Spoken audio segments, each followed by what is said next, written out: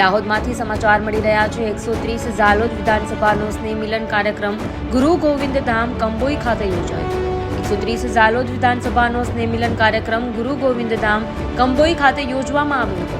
રાજ્ય સરકારના કૃષિ અને પંચાયત મંત્રી બચુભાઈ ખાબડ સાહેબ, પૂર્વ કેન્દ્રીય મંત્રી દાહોદ સાંસદ જશવંતસિંહ ભાભોર સાહેબ, શિક્ષણ મંત્રી ડોક્ટર કુબેરભાઈ ડિંડોર, ઝાલોદ ધારાસભ્ય મહેશભાઈ ભુરિયા તેમજ પાર્ટીના કાર્યકર્તાઓ દ્વારા ઢોલ નગાડા, શરણાઈ તેમજ પુષ્પ દ્વારા સ્વાગત કરવામાં આવ્યું હતું। ગુરુ ગોવિંદ ધામના દર્શન કરી પરિસરમાં વૃક્ષારોપણ કરવામાં આવ્યું। દીપ પ્રાગટ્ય કરીને કાર્યક્રમને ખુલ્લો મૂકવામાં આવ્યો।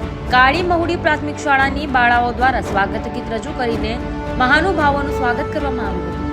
પૂર્વ કેન્દ્રીય મંત્રી સાંસદ જશવંતસિંહ ભાભોર, રાજ્ય સરકારના કૃષિ અને પંચાયત મંત્રી બચુભાઈ ખાબડ, શિક્ષણ મંત્રી ડોક્ટર કુબેરભાઈ ડિંડોર દ્વારા શાળાની બાળાઓને 11,000નું ઇનામ પ્રોત્સાહિત કરવામાં આવ્યું હતું।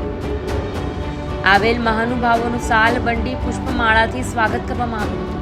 130 ઝાલોદ વિધાનસભાના ધારાસભ્ય મહેશભાઈ ભુરિયાએ નવું વર્ષ ફળદાયી નીવડે તેવી શુભેચ્છાઓ પાઠવી હતી। વધુમાં તેમણે જણાવ્યું હતું કે પાછલી ટર્મમાં કોંગ્રેસનું શાસન હોવાથી અસંખ્ય કામો અટકાઈ પડ્યા હતા। હવે ભાજપનું શાસન આવતા અટવાયેલા અસંખ્ય કામોને સરળતાથી વિકાસ થશે। કેન્દ્ર સરકાર તેમજ રાજ્ય સરકારની વિવિધલક્ષી યોજનાઓના છેવાડે ના માનવી સુધીનો તેનો લાભ પહોંચે તે માટે સરકાર કટિબદ્ધ છે તેમ જણાવ્યું હતું।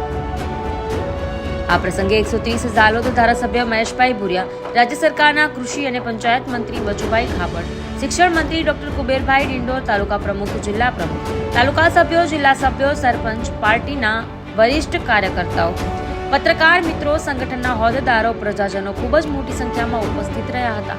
બ્યુરો રિપોર્ટ દીપક રાવલ, ન્યૂઝ ટુડે।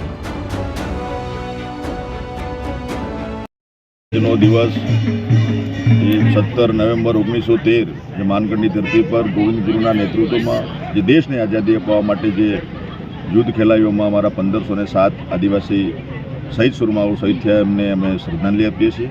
અને આજે આ સ્નેહ મિલન કાર્યક્રમ ઝાલોદ વિધાનસભાનો આ કંબોઈ ધામ ગોવિંદ ગુરુની જે કર્મભૂમિ અને સમાધિ સ્થળ છે ત્યાં જે સ્નેહ મિલન કાર્યક્રમ કરીને એમના સંદેશને અમે યાદ કર્યો છે। અને સાથે સાથે આપણા સન્માનિત દેશના પ્રધાનમંત્રી નરેન્દ્રભાઈ મોદી સાહેબે જે આદિવાસી સમાજની અસ્મિતા, ગૌરવ અને સ્વાભિમાન જે અપાવવાનું જે કામ કર્યું છે એમને પણ અમે યાદ કરીએ છીએ। અને સાથે સાથે સરકારની યોજનાઓ જે જમીની સુધી અમારા છેવાડાના માનવી સુધી પહોંચે એના માટે રાજ્ય સરકાર કટિબદ્ધ છે। અમારા જશવંતસિંહ ભાભોર સાહેબ, અમારા મંત્રીશ્રી, અમારા ધારાસભ્યશ્રીઓ, અમારા શંકરભાઈ અને અમારી સંગઠનની પૂરી ટીમ આજે સાથે મળીને નવા વર્ષની દરેક અમારા ભાઈ બંધુઓને ઢેર સારી શુભકામના પાઠવીએ છીએ, નવા વર્ષની શુભેચ્છા પાઠવીએ છીએ। આ સ્નેહ મિલનમાં આજે મોટી સંખ્યામાં અમારી માતા, બહેનો, અમારા કાર્યકર્તા બંધુ ભગીની બધા આવ્યા, એમને અમે ઢેર સારી શુભકામના પાઠવી।